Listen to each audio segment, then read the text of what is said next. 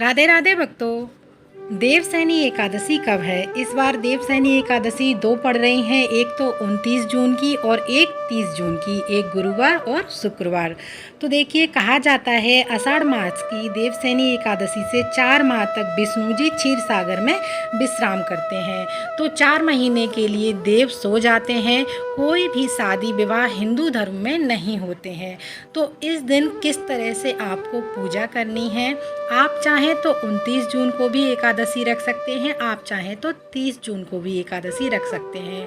उस एकादशी को व्रत कर सकते हैं। 2 एकादशी इस बार पढ़ने से आप एकादशी जो आपका जिस संपदा को आप मानते हैं, आप उसके अनुसार आप ये एकादशी का व्रत कर सकते हैं।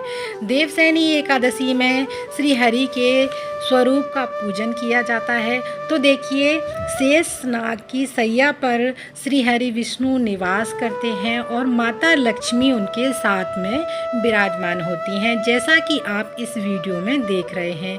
इसी रूप का आज के दिन पूजन किया जाता है। अगर आपके पास इस तरह की मूर्ति या फोटो तस्वीर नहीं है तो आप लड्डू गोपाल की भी पूजा कर सकते हैं।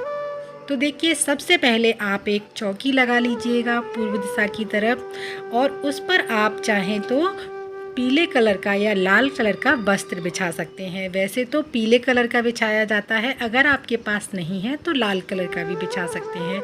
और आज के दिन चावल का हमें प्रयोग नहीं करना है पूजा में, तो आप सफ़ेद तिल ले सकते हैं।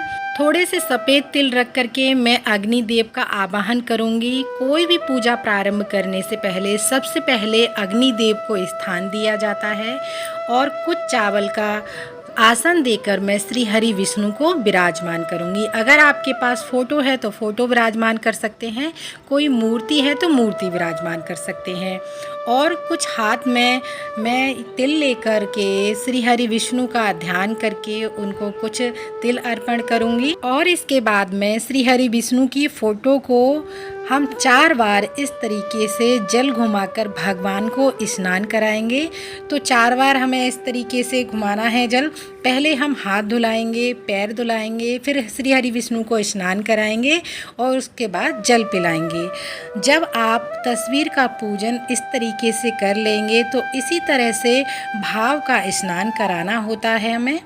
इसके बाद में श्री हरि विष्णु की तस्वीर को हम चंदन का तिलक लगाएंगे, रोली का तिलक लगाएंगे।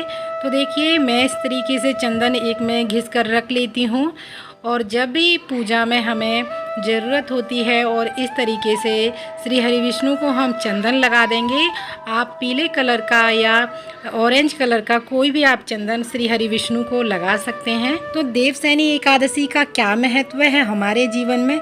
ब्रह्म पुराण का दावा है कि इस दिन उपवास करने से जानबूझकर या अनजाने में किए गए पापों से मुक्ति मिलती है। इस दिन पूरे मन और नियम से पूजा करने से महिलाओं को मोक्ष की प्राप्ति होती है। ब्रह्म पुराण के अनुसार देवसैनी एकादशी व्रत करने से सभी मनोकामनाएं पूर्ण होती हैं। तो देखिए, इस तरीके से पूजन करने के पश्चात में श्री हरि विष्णु को आप इत्र अवश्य लगाएं।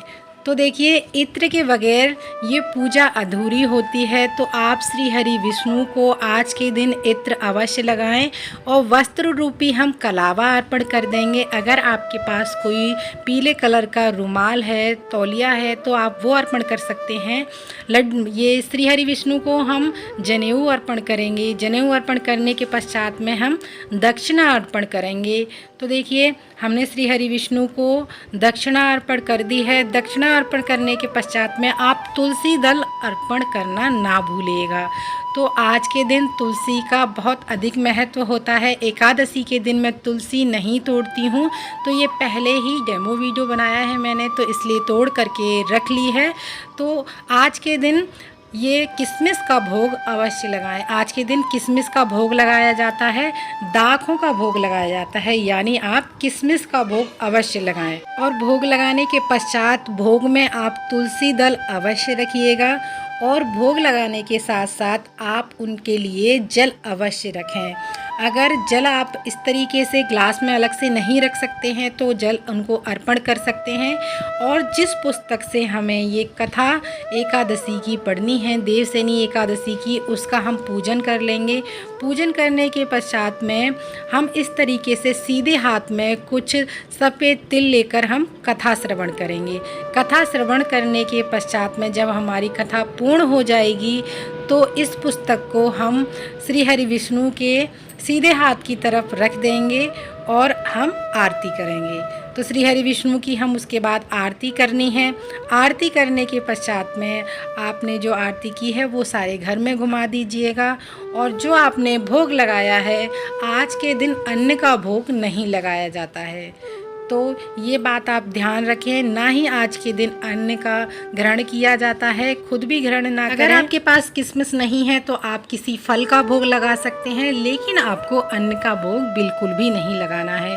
और हो सके तो आज के दिन श्री सत्यनारायण भगवान की कथा श्रवण करना और कथा कराना बहुत ही शुभ फलदायी होता है।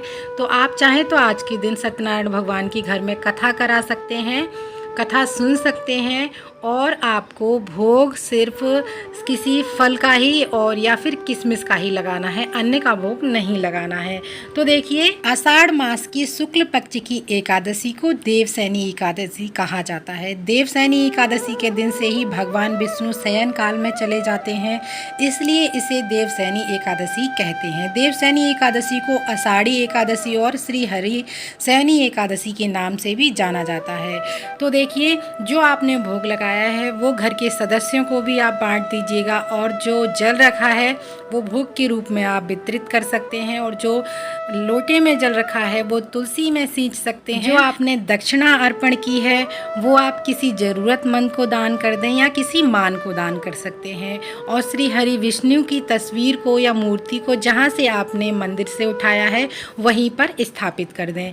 तो बहुत ही सरल तरीके से मैंने आपको देवसैनी एकादशी की पूजा विधि बताई है। आप इस तरीके से पूजा विधि बहुत ही आसानी से अपने घर पर कर सकते हैं। वीडियो अगर अच्छा लगा है तो एक लाइक ज़रूर कीजिएगा। इसी तरीके की प्यारी प्यारी वीडियोस में लेकर के आती रहती हूँ। हमारे चैनल को सब्सक्राइब करना ना भूलिएगा। मिलते हैं अगली वीडियो में, तब तक के लिए आप सभी को मेरा राधे राधे, जय श्री कृष्णा।